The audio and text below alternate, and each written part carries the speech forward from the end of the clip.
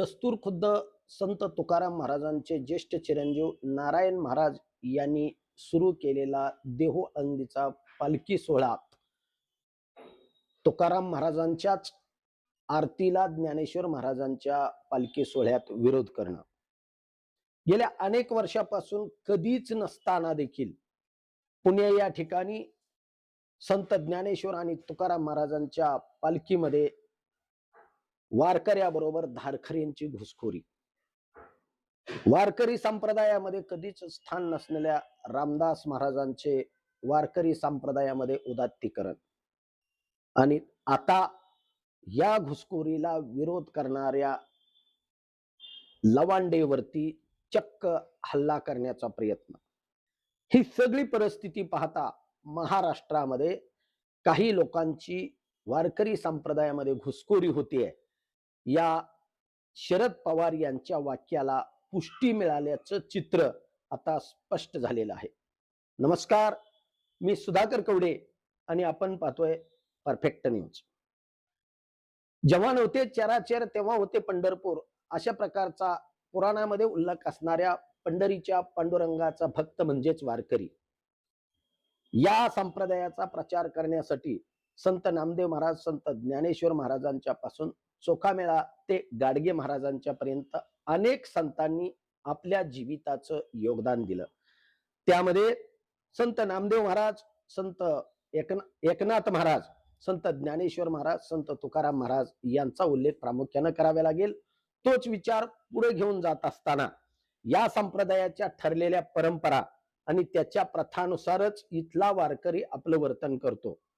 मात्र गेल्या काही दिवसापासून या परंपरेला छेद देत नव्या काही प्रथा आणि परंपरा पाडण्याचा प्रघात वारकरी संप्रदायामध्ये नव्यानं सुरू झाला आणि तब्बल त्या प्रकाराला विरोध करण्यासाठी म्हणून किंवा त्या प्रकाराचा लोकांच्या समोर जाहीर वक्तव्य करण्याचं धाडस शरद पवार यांनी केलं आणि प्रतिगामी लोकांचं वारकरी संप्रदायामध्ये 60% प्रमाण झाल्याची घोषणा केली. अर्थातच शरद पवार यांच्या पक्षाचे प्रवक्ते विकास लवांडे यांनी हा विषय उचलून धरला आणि ती वस्तुस्थिती कशी आहे हे महाराष्ट्राला समजावण्याचा प्रयत्न केला आणि वारकऱ्यांच्या दोन गटामध्ये वाकयुद्ध सुरू झालं.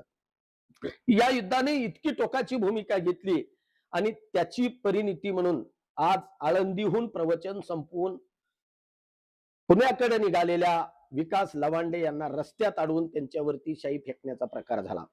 हा प्रकार वारकरी संप्रदायाला नवीन नाही. संत ज्ञानोबांनी या यातना भोगल्या आहेत. संत तुकारामांना देखील या सगळ्या प्रवाहातून प्रवास करावा लागला आहे. संत नामदेव आणि एकनाथांना देखील या सगळ्या गोष्टीमधून जावं लागलं आहे. सगळ्या संतांना या लोकांच्या परीक्षेला उतरावं लागलं आहे, मग ते कोणत्याही जातीचे असो. परंतु हा संप्रदाय पुढे नेण्यासाठी संतांनी सातत्यानं प्रयत्न ठेवले आहेत आणि त्याचाच प्रत्यय आज पुन्हा महाराष्ट्राला दिसून आला.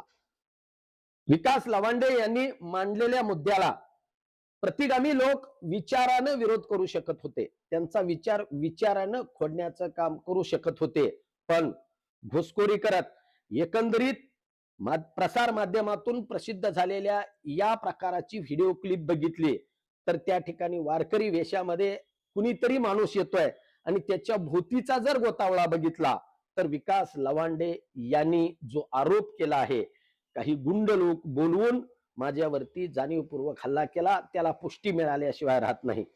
आधुनिक पुरोगामी विचाराच्या महाराष्ट्राला साधू संतांच्या विचारानं एक वेगळी संस्कृती निर्माण करणाऱ्या वारकरी संप्रदायाला जर वारंवार अशा धक्क्यांना सामोर जावं लागत असेल तर महाराष्ट्रातील वारकरी संप्रदायाला एकदा पुन्हा याचा विचार करावा लागणार आहे. भले तरी देऊ गांडेची लंगोटी, नाठाळाचे माथी हणुकाठी, असं संत तुकाराम महाराजांनी म्हणलेलं आहे. आणि त्याचा प्रत्यय येण्यासाठी आता वारकरी संप्रदायामध्ये जर गटबाजी करण्याचा कुणाचा प्रयत्न असेल तर तो प्रयत्न नेमका कोण करतोय हे शोधून काढणं वारकऱ्यांच्या दृष्टिकोनातून महत्वाचं ठरणार आहे. झालेला प्रकार निंदनीय आहे का स्तुत्य आहे या बाबतीमध्ये आता प्रसार माध्यमातून आपले मतप्रवाह सुरू होतील. परंतु हा प्रवाह महाराष्ट्राला नवका नाही, अनेक साधू संतांना देखील प्रवाह मोडीत काढून आपला विचार पेरत असताना या संकटांना सामोरं जावं लागलं होतं. त्याचीच पुनरावृत्ती आज पुन्हा वारकरी संप्रदायामध्ये होताना वारकऱ्यांना पाहावयास मिळाली. इतकंच.